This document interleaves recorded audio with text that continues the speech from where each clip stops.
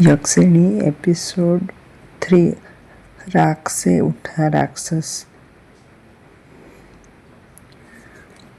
Scene 1। राख के बीच तड़पता सच। घोर अंधेरे में लिपटी रात। जंगल की गहराइयों में एक टूटी हुई हवेली। यहीं बैठा था तांत्रिक गर्भनाथ, जिसने शरीर पर रक्तमाला के साथ हुए अनुष्ठान की राख चिपकी हुई थी। जिसके शरीर पे गर्भनाथ स्वागत।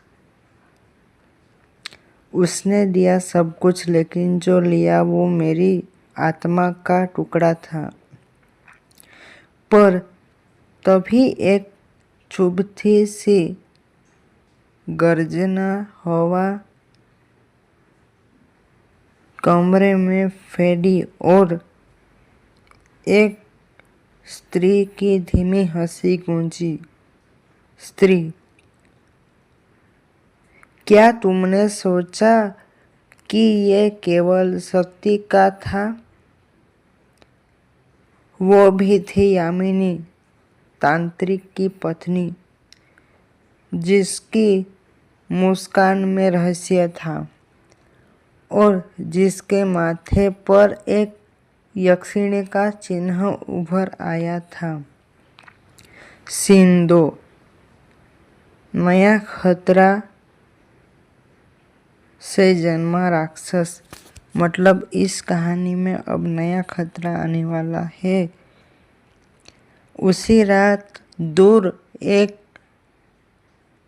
प्रत्यक्ष शमशान भूमि में धू धू करते हुए जल रही चिता से एक परछाई उठती है।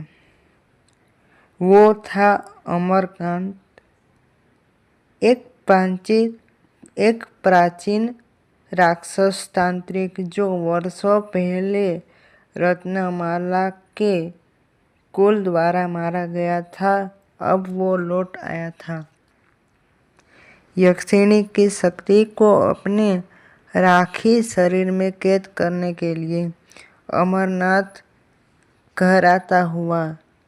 जिसकी आत्मा यक्षिणी है, उसी से मिलेगा पूर्णत्व, मेरी अमरता को। सीन 3। तांत्रिक की पत्नी की सच्चाई। सुबह का पहला प्रकाश गर्भनाथ यामिनी को अपने सामने ध्यान अवस्था में बैठा देखता है। गर्भनाथ आश्चर्यचकित होकर कहता है, तू यक्षिणी है?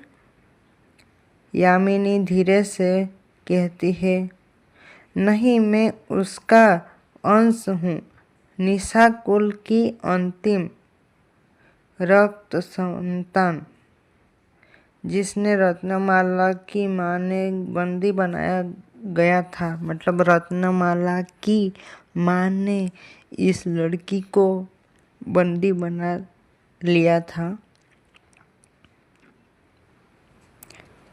और तूने मुझे प्यार देकर मुक्त किया। तांत्रिक के पांव डगमगा गए। उसने जिसे अपनाया था वो अब शक्ति का केंद्र बन चुकी थी। सीन 4। अपहरण और रक्त यज्ञ की शुरुआत। अचानक हवा भारी हो गई, दरवाजे फड़फड़ाए और अमरकांत उस हवेली में प्रवेश करता है। यामिनी को देखते ही उसकी आंख में ज्वाला दौड़ गई।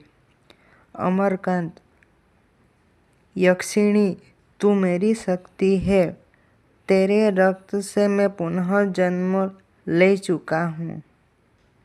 गर्भनाथ ने रक्षा यंत्र फेंके, पर वे राख में समा गए।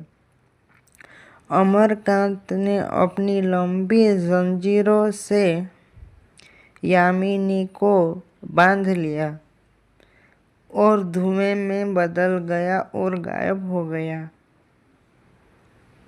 गर्भनाथ चीखा, नहीं, मेरा कर्म है, मैं उसे लौटा आऊंगा। सीन 5, रत्नमाला की वापसी। रत्नमाला जो एपिसोड 2 के अंत में अपने यज्ञ से शक्ति प्राप्त कर चुकी थी, अब स्मशान के समीप एक नई शक्ति की गंध को महसूस करती है। उसके हाथ में यक्षिणी की आग से जागा हुआ ताबीज था, जिसने यामिनी का आभास जल रहा था। रत्नमाला कसम खाकर कहती है, जिसने उसे लिया उसका विनाश मैं बनूंगी।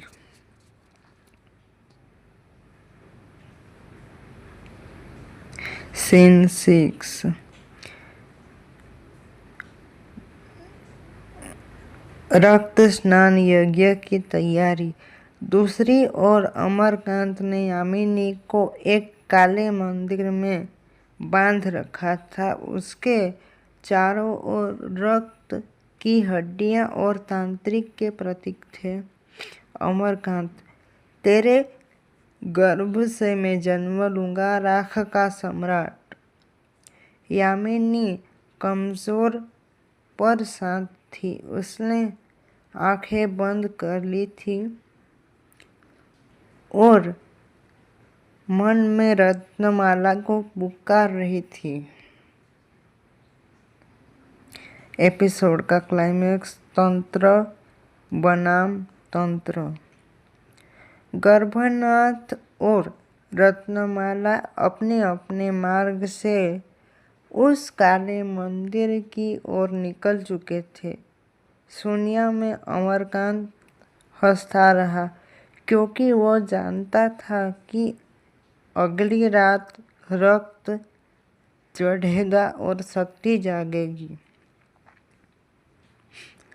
एपिसोड 4 की झलक। अब रत्नमाला काले मंदिर तक पहुंचेगी तो वो यामिनी की असली शक्ति देखेगी, लेकिन क्या वो बचा पाएगी उसे, या अमरकांत यक्षिणी को अपने वंश की नई पीढ़ी को जन्म देगा। मतलब अब अमरकांत क्या करेगा वो हम एपिसोड 5 में देखेंगे। तो तब तक आप इंतज़ार कीजिए इसके अगले पार्ट का। तो अब मैं चलता हूँ।